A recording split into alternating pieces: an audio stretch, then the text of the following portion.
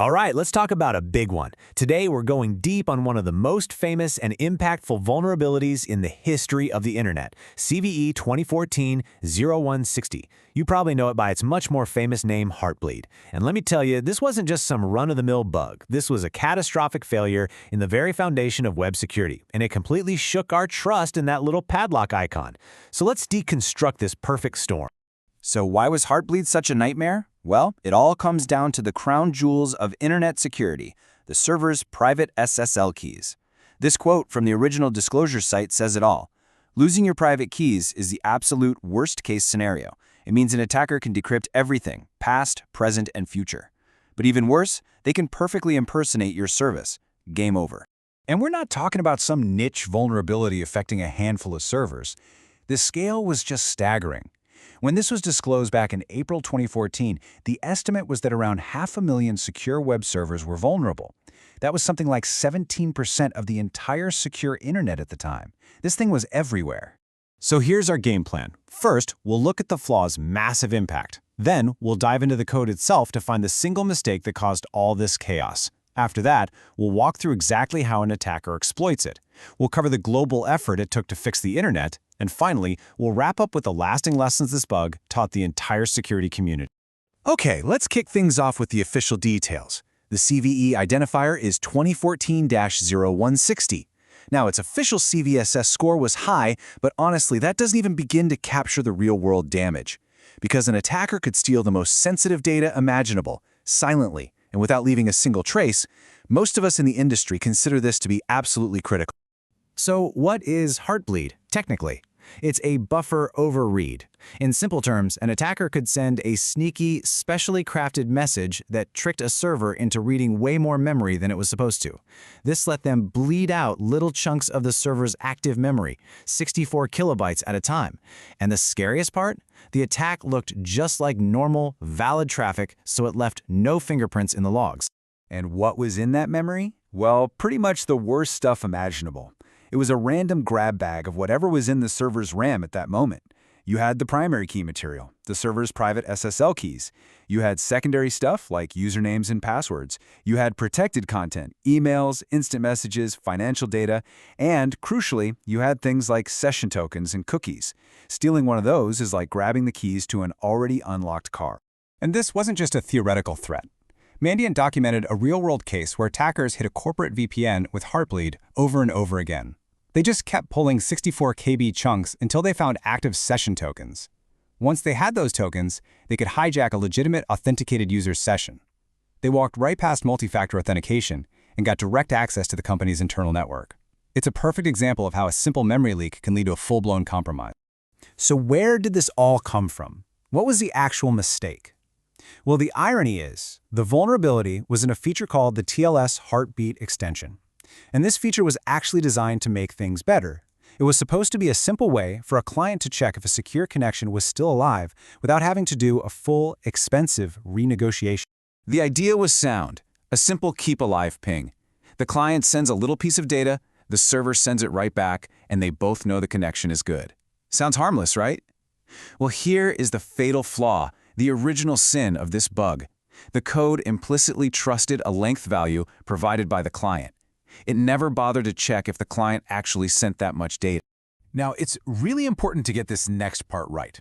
This is classified as a CVE-126, a buffer overread. This is different from a buffer overflow.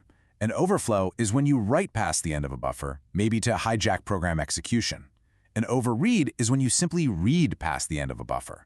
The danger here isn't about controlling the program. It's about information disclosure, seeing things you were never supposed to see. Okay, let's get into the nitty-gritty. How does an attacker actually weaponize this simple mistake to steal secrets from a server? You're going to see that the process is alarmingly simple. Here's the four-step dance. 1. The attacker crafts a malicious request. They send a tiny payload, maybe just 1 byte, but they lie in the length field and claim they sent 64 kilobytes. 2. The server gets this request and, trusting that length, allocates a big 64 KB buffer for the response. 3. Here's the magic. The server uses MCPY to prepare the response. It copies the 1 byte the attacker actually sent, and then it just keeps going, reading and copying whatever happens to be next in memory for another 65,000 bytes.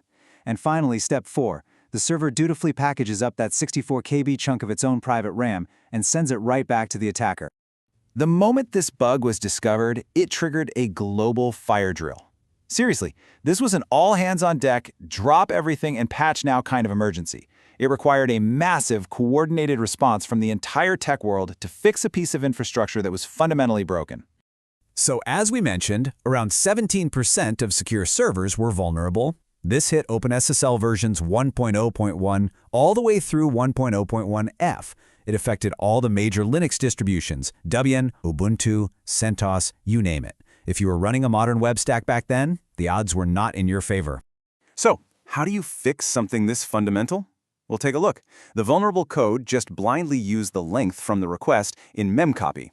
The fix, which landed in OpenSSL 1.0.1g, was beautifully simple. It's just one if statement, a single bounds check.